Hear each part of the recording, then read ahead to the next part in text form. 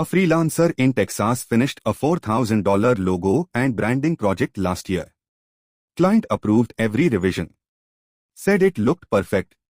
Then the platform he used flagged his account for suspicious activity the day he tried to withdraw, froze the funds, and never released them. He never got a real explanation. He never got his money. And the platform is still active today, still onboarding new freelancers right now while you watch this. That's not a freak accident. That's a business model, and by the end of this video, you'll know exactly which platforms run on it.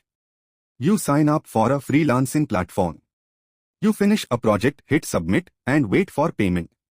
Then nothing happens. No payout, no response, sometimes not even an explanation. This isn't rare. It's one of the most common ways freelancers lose money in 2026, and the platform itself is often part of the problem. Today I'm splitting 10 freelancing platforms into two lists. 5 that actually pay you reliably, and 5 that are built in ways that make non-payment almost guaranteed. By the end, you'll know exactly where to put your time and where to avoid wasting it. Let's start with why this even happens. A freelancing platform makes money two ways. Either it takes a cut of real payments between real clients and real freelancers, or it makes money some other way entirely, often by charging freelancers fees upfront, selling your data, or simply never intending to pay out small accounts at all.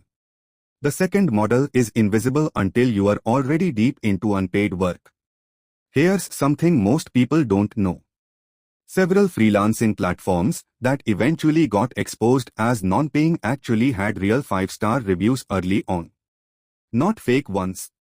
Real freelancers who got paid on time for months, sometimes over a year.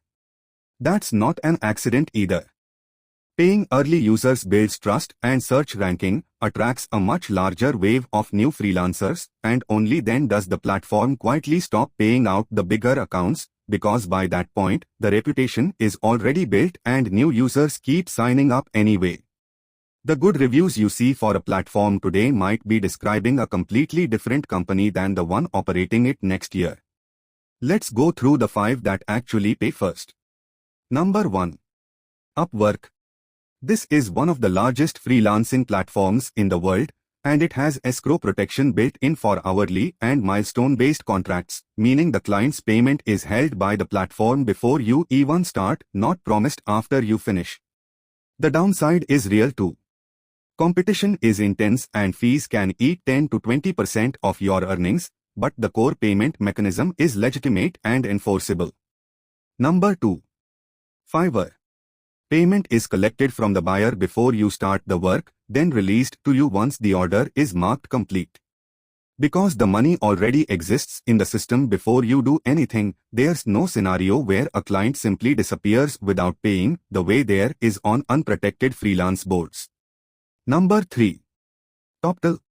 This platform is more selective, with a vetting process that filters out a large percentage of applicants, but for freelancers who get in, payment terms are based on direct contracts with vetted clients, and the platform's reputation depends on enforcing those terms reliably. Number 4. Contra. This is a newer platform built specifically to let freelancers work directly with clients without giving up large percentage cuts. It functions more like a professional network with built-in invoicing tools, and because freelancers and clients build long-term relationships through it, the platform has strong incentive to keep payment processes trustworthy. Number 5. We work remotely, combined with direct invoicing through a real payment processor. This isn't a single all-in-one platform, but the model works because you are applying to actual remote positions and being paid directly by the hiring company through verified channels, not through an anonymous client system that obscures who you are actually working for. Now let's go through the 5 red flag platforms, the ones where non-payment isn't a bug, it's part of the business model. Number 1. Any platform requiring an upfront fee to access job listings. This is one of the clearest scam patterns in the entire freelancing space. Legitimate platforms take their cut from your earnings after you get paid, not from your wallet before you've earned anything. If a platform asks for a registration fee, a portfolio review fee, or a fee to unlock higher paying gigs, that fee is the actual product being sold, not your future income. Number 2. Platforms that pay exclusively through gift cards or store credit. This sounds almost too obvious to fall for, but it's extremely common on lower-tier microtask sites. If a platform's payout options are limited to gift cards instead of actual bank transfer or PayPal, that's a structural sign the platform isn't moving real currency through its system at all, which means there's no actual financial accountability if they simply stop paying. Number 3. New platforms with no visible client base or reviews older than a few months. Scam freelancing platforms often appear, run for several months, collecting unpaid work from new freelancers chasing portfolio pieces, then disappear and relaunch under a new name. Before joining any unfamiliar platform, search the company name alongside the word payout or the word complaints and check how long it's actually been operating. Number 4. Platforms that require you to complete a large trial project for free before any payment discussion. A small free sample is sometimes normal in direct client relationships.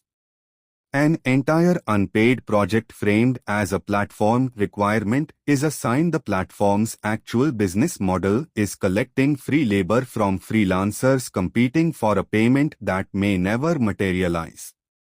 Number 5. Platforms where the escrow or milestone system is optional rather than mandatory. If a platform allows clients to pay you directly outside of its own protected payment system and actively encourages this to avoid platform fees, that removes the one mechanism that would have protected you if the client stops responding.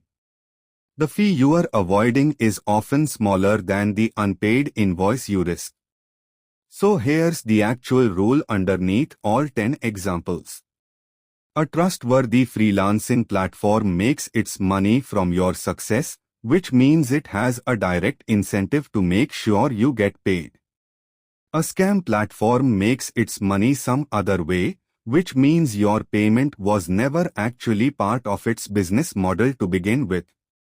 If you are just getting started with freelancing, begin on Upwork or Fiverr specifically because of the built-in escrow protection, even though the fees are higher than some alternatives. Protection on your first few projects is worth more than saving a few extra percentage points while you are still learning which clients are reliable. If this helped you figure out where to actually spend your time, let me know in the comments which platform you've had the best or worst experience with, and subscribe, because I'm covering exactly how much real freelancers are charging in 2026, so you know if you are underpricing yourself.